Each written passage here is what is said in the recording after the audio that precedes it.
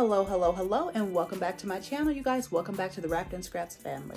I hope that you all are having a great day. I am coming on today because I completely forgot to do my intro for this banana bread that I'm making now. I've been looking for a good banana bread recipe for quite some time because I really like moist banana bread. I know some people like theirs more dry and all that jazz.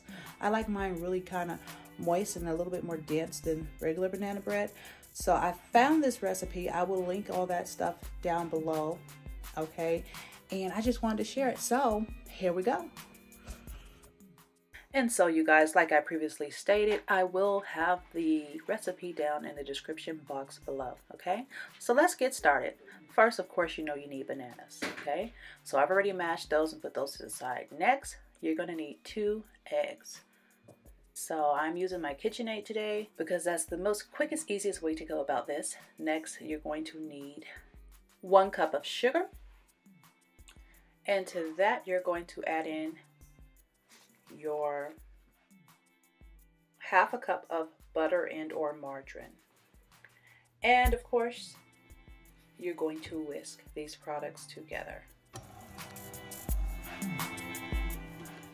And so just a quick side note, I took a class at Williams-Sonoma some time ago and I learned that whipped till light and fluffy means like the color of the butter is a lighter color, not actual density of light, even though that does take place as well.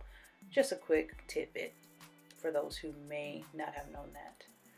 So I started with the mixing attachment for my KitchenAid just to get the butter kind of softened in there, but now I'm switching to my whisk so I can get a better mix with those products. So what happens is the sugar cuts through the butter, making it very fluffy. Okay, so the next product we're going to be adding is our vanilla bean paste. You can use vanilla bean paste or you can use vanilla extract. I like vanilla bean paste. And we're going to add just a teaspoon of that. I usually like to add a little bit more though. But a teaspoon of that, we're going to add that to the batch. I wanted to show you guys really quickly my little measuring spoons. I got them from World Market, just in case you're interested. Our next ingredients is 1 teaspoon of baking soda. To that, we're going to add 1/2 teaspoon of salt. We're going to give that a quick blend, and then we're going to add in our flour. We're going to add 1.5 cups of flour. And yes, I should have slowed down my blender, but I was being hard-headed, rushing, and so I just did it. And as you can see, everything went everywhere. Next, we're going to add our bananas.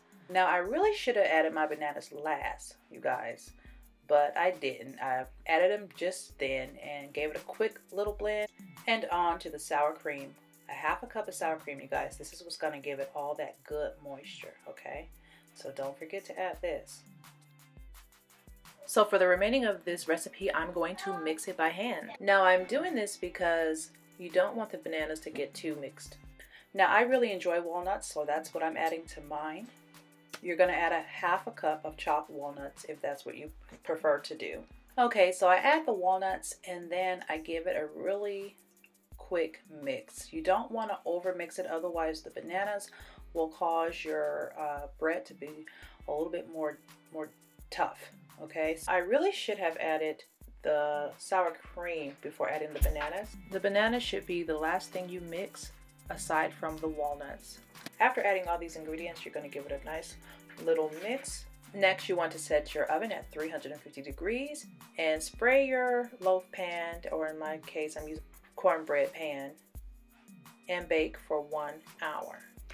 And when you're done, you're going to have this beautiful banana bread. Now, I left mine in maybe 7 minutes longer than an hour because I really like mine to have that nice top crust on there. And as you can see, I am definitely cutting this unorthodox like because I have 3 little kids that were standing there looking googly-eyed at me, waiting for me to cut this bread. So I almost burnt my fingers trying to get this bread out for them because they just would not leave me alone. But as you can see, it's very moist and it tastes really, really good. And I will be making it again, like I said, really soon.